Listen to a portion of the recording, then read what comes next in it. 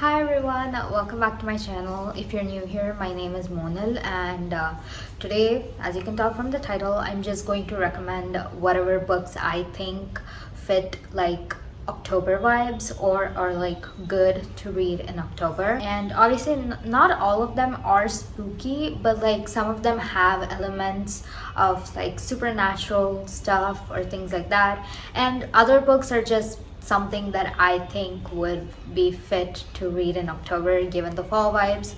Well, here in India, it's not actually fall. Fall is technically not even a season here, at least in South India. So it's actually rained just now. So the mood is at least a little gloomy. Let's just jump right into it. I haven't really planned all this, so I'm just gonna make it up as I go. So the first thing that I want to talk about is like if you think about fall and if you are also thinking about like supernatural stories to read, then you should check out Twilight. And yeah, I'm super proud. I have the whole series right here. I've never been more proud of anything. I think this is the only full set series I have in my bookshelf. Well, there are some other series, but I'm super proud I have this one. It's actually not in order, just let me put it in order. By the way, if you guys don't know what Twilight Saga is, then you're living under a rock.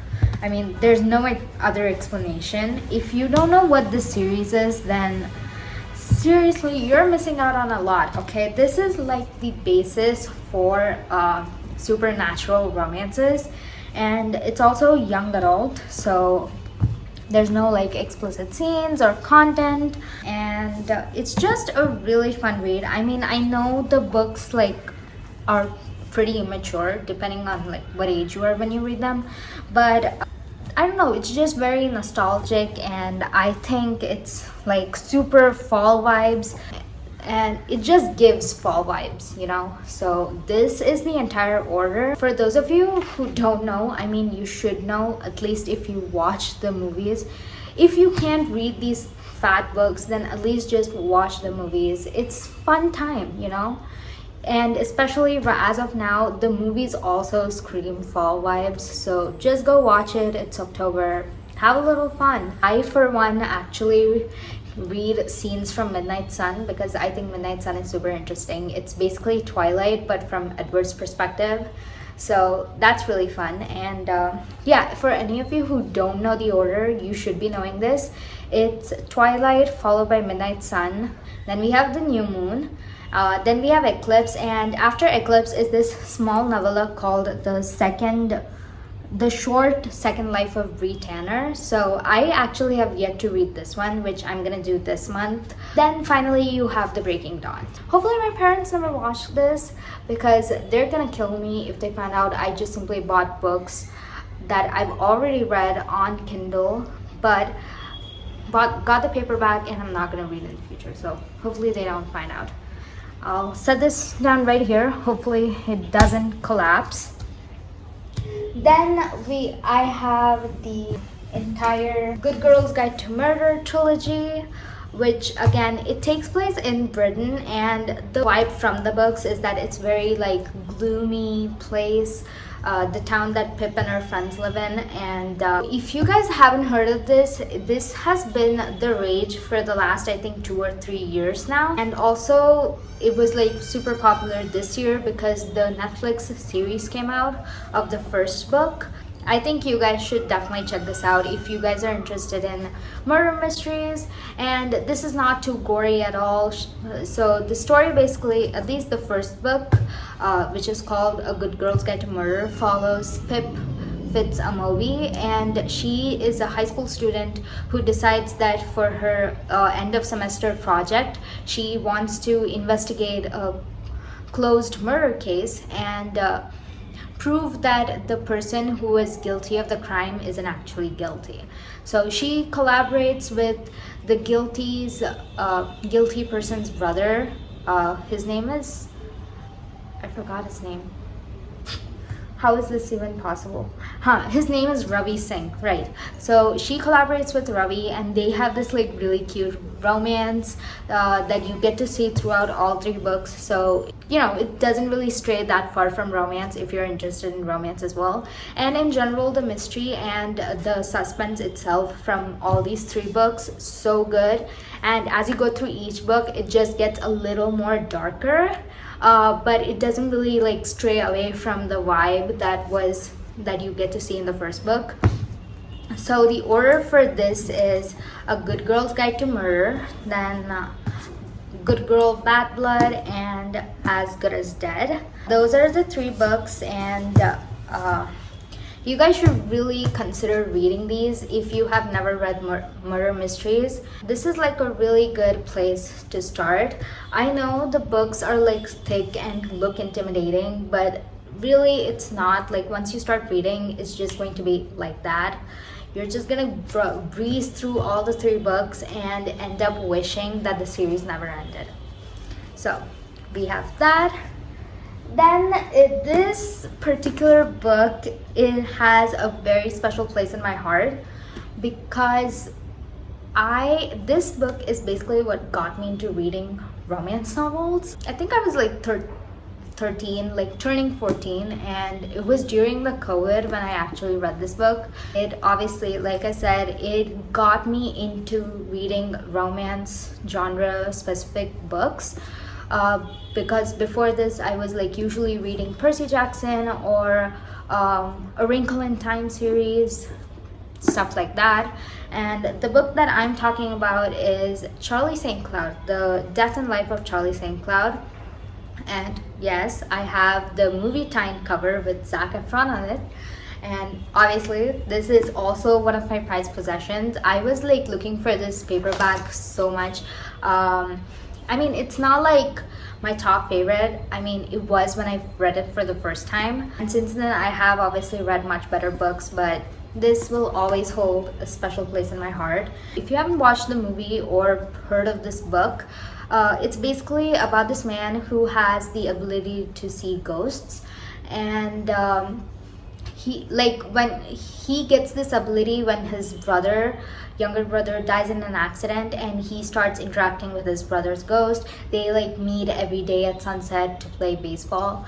Anyways, so it's about him, and he kind of, because of this ability to see his brother, Charlie, the main guy, kind of puts his life on hold and like stays back in that small town without ever venturing out or exploring new things. So one day, a woman who was his like junior in like school, she kind of enters his life again, and Charlie is like immediately taken by her. They start exploring this chemistry that is between them, but it comes with consequences. Like, is faced with a choice on whether he wants to move forward with his life with this woman, or does he want to like stay back with his brother. So the movie is about like basically talks a lot about grief and like holding on and letting go. And it's about like second chances at life. I do wish the book size was a little bit bigger, because look at this text, it's so tiny. But I do remember liking this book a lot when I read it for the first time, and I think I'm gonna watch the movie soon, like this month. So this is a supernatural romance, but it's not spooky at all. So if you guys want like a ghosty love story, then pick this one. Then going on the same spectrum of like, you know, supernatural but not scary, we have You've Reached Sam by Dustin Dow, which again, this book also explores grief and like moving past it. And it basically follows Julie, whose boyfriend Sam dies in a car accident. And one day she calls his phone number and talks to his calls his phone number, thinking that, you know, she'll get to hear his voicemail, and surprise surprise, he ends up picking the call despite being dead. So now they have this like weird connection, otherworldly connection, and Sam kind of tries to help her move on with her life. And this book is about that. I cried so hard after reading this book. I remember the last 2 chapters, I was just bawling my eyes out. It was that upsetting. I've heard that Dustin Tao's second book came out, which I think is called When Haru Was Here, and I can't wait to read that one. I've heard that that book is a lot more upsetting than this one. I'm gonna make sure to somehow find time to read that book by the end of this year, or hopefully read it next year. I don't want it to sit on my TBR for a long time. This book, also the cover, look at the cover, it's like anime related cover, so the artwork is like pretty. If not for the plot, read it for the cover. I promise you won't regret reading this. Also, it's a YA this thing, there's no like explicit scenes, and this book, there's like one chapter, so you're good if you want to skip that chapter. So yeah, and then we have this. Then next I have, okay, wait, right, this book. Okay, now the last romancy book, supernatural romancy that I'm gonna talk about is Leila, yeah. I'm gonna talk about is Leila by Colleen Hoover. And again, this is a supernatural romance, and it's about this guy Leeds who, like, him and his girlfriend get into an accident, and he kind of, to get her away from all the stress or whatever she's been facing, he kind of whisks her away to the bread and breakfast where they first met. And when they get there, his girlfriend like completely transforms and becomes like a different person, and he kind of feels like they're becoming distant, so he starts connecting with this other woman who's also at the bread and breakfast, and the woman happens to be a ghost. Hopefully that convinces you to read it. I'm super bad at giving like plot, like explaining synopsis of a book without giving away too much. So read it. It's not like one of my favorites. Like the ending is kind of like okay, but the other part of it, like the beginning to like, I'd say this much of the book is like pretty good. So you should read it. It's fun. And then now let's actually start getting into like the darker stuff. So, well, not exactly dark, but this next book that I'm gonna talk about is, well, I'll just show the book. So the next book, that is The Lost Apothecary by Sarah Penner, and look at this cover, it's so pretty. I actually bought this book based on its cover and nothing else. I didn't even know the plot, because obviously the back of the book didn't explain anything. It's just a bunch of reviews by people. So I bought it based on its cover, and it didn't disappoint. It was a really good book. It's basically about this woman who I think like she goes to I think she's in like London, I'm not sure. So it's about like, the story is told from three women's perspectives. One is like a middle-aged woman, one is like a 10-year-old girl, and the other is like an aged woman in her 60s or something. And out of these three perspectives, the middle-aged woman actually talks about what is happening in the present, and the other two are in the past. And in the present, I think like I'm messing this up so badly. I don't know how to explain this. It's just, I think like it talks a lot about how women really struggle in the real world as compared to men or something like that. I don't know, I'm not doing a very good job. I can tell that immediately. Just like read this book up. But I know for a fact that this is totally October vibes. Read it. It also has like a little elements of like suspense and whatnot. And I'm so sorry, I can't even explain. I'm not even doing a great job explaining this, but I don't know how to explain without giving away anything important from the book or spoiling it in any way. Just trust me on whatever I just rambled about right now, I guess. So yeah, that is The Lost Apothecary by Sarah Penner. Or okay, you know what, if not for whatever I just talked about or ranted about, go for the cover. Okay, look at the cover, it's so pretty. So do that. Then we have a very famous top book by Colleen Hoover, Verity. Now people must have heard about Verity because it's like popular and also so creepy. I had a book hangover for days after finishing this, and it's about a writer, Lowen, who is like struggling, and one day she gets a job offer to write ghostwrite a bunch of books for Verity Crawford, and she moves into Verity's house and tries to go through her notes and whatever material she's compiled. Verity is also sick, by the way, which is why Lowen is doing this. And when she moves into the house, she forms a connection with Verity's husband Jeremy. But as she's living there, she kind of starts noticing like strange things happening around the house. And she also comes across Verity's autobiography that kind of is like creeps her out, and she gets worried about whether or not to tell Jeremy about her autobiography, because she knows that if she tells Jeremy about Verity's stuff that she's written, Jeremy will obviously break his marriage with her, but that it will also mean that Lowen and Jeremy would get a chance to be together. So she kind of has to decide about that, and also there's the strange happenings around the house. So read this book.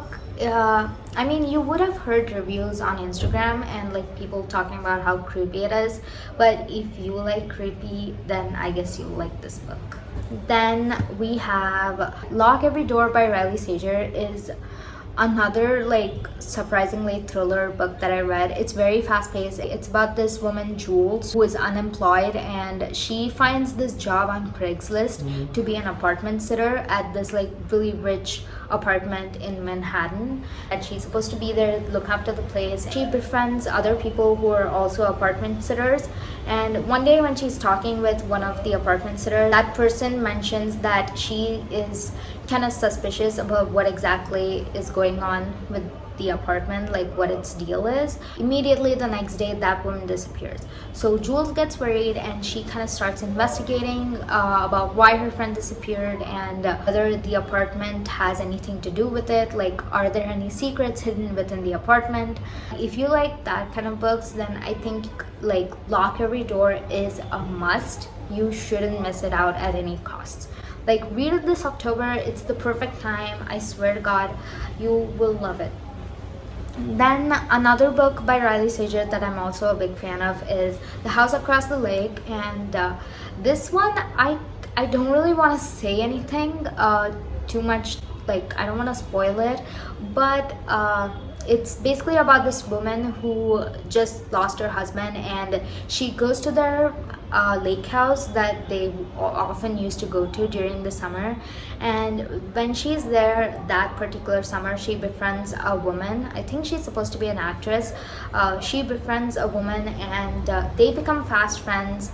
And a few days later, that woman goes missing. So she is like trying to figure out what happened to this woman, who are like, is she in danger, is she not, something like that.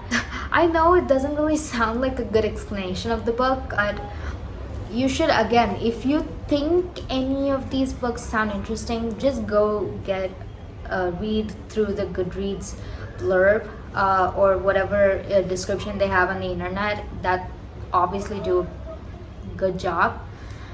Well, if I actually get you to do that, wouldn't you just read on the internet rather than watch me talk about it? I'm getting myself out of a job here. But anyway, moving on. This book has the best plot twist. That is what I'll say. The House Across the Lake has one of the best plot twists ever. The plot twist alone convinced me to rate the book 5 stars. So I'll leave you with that. Make of that what you will. Then after that, how many books have I talked about? I have no idea. I'm blanking. I'm not able to think of anything. I'm still not able to think of anything.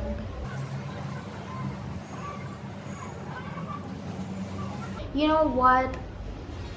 It's already been 23 minutes now since I started recording, and I'm tired of talking, so I'll cut the video short right here. If I get more books that I think should have been included in this video, I'll make a part 2 about it later on. Or if you guys want more books, then comment down below. I'll make sure to, you know, get around to making a part 2 for this.